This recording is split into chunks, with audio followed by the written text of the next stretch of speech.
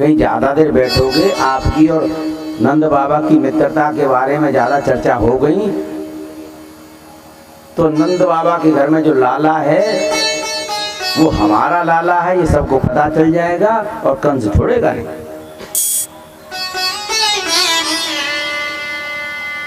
बसदेव जी तुरंत बाहर निकल के आए कि दरवाजे से दरवाजे मिलकर देखा कर दो। वसुदेववाच करौ वै वार्षिको दत्तो राज्ञ द्रष्टा वयं च वः।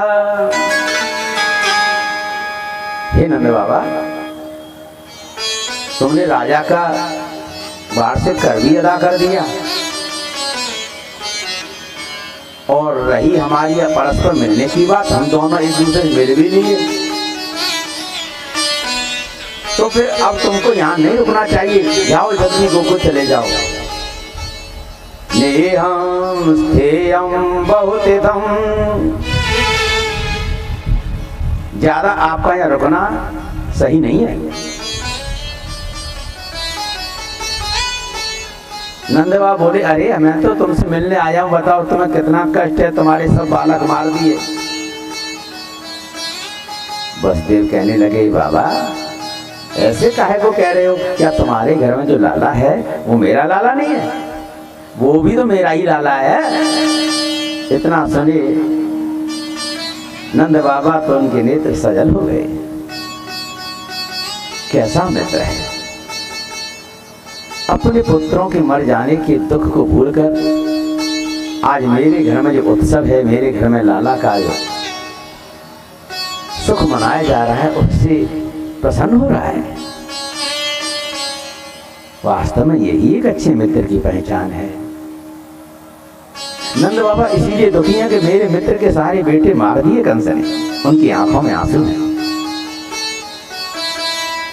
और वसुदेव जी इसीलिए प्रसन्न हैं कि नंद के महल में मेरा लाला हंस रहा है, खेल रहा है।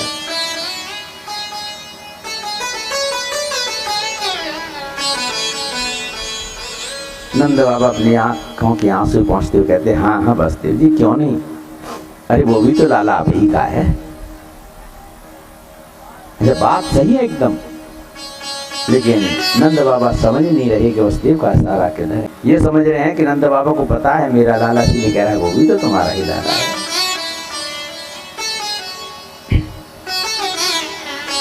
नेहं स्थेयं बहुतिथं, हे बाबा अब तुम ज्यादा दिन यहाँ मत रुको, शीघ्र जाओ, क्योंकि मुझे ऐसा आभास हो रहा है संत्यो पाताच गोकुले, मुझे ऐसा लग रहा है कि गोकुल में कुछ उत्पात होने वाला है, कोई आफत आने वाली है।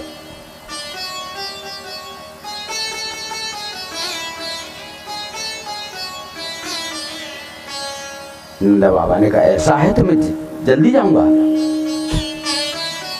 और नंद बाबा गोकुल की ओर प्रस्थान करते हैं।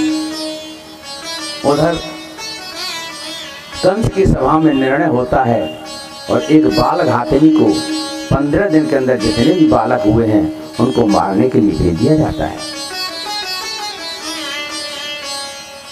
निशाचरी चाल है, बड़ी तेज गति से जाती है, नंद बाबा से पहले पहुंच जाती है।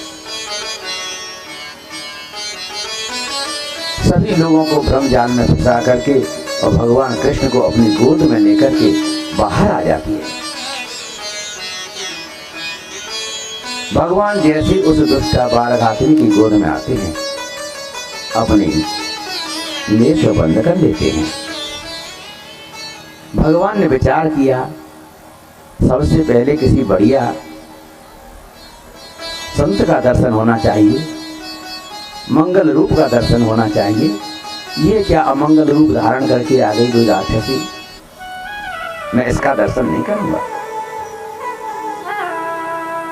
भगवान ने नेत्र इसीलिए बंद कर लिए, मैं आया हूं यहाँ दूध मलाई खीर खाने, और ये आई है मुझे जहर पिला दे। नहीं नहीं, मैं जहर नहीं पीऊंगा। जहर पीने का काम तो भगवान भोले बाबा का है।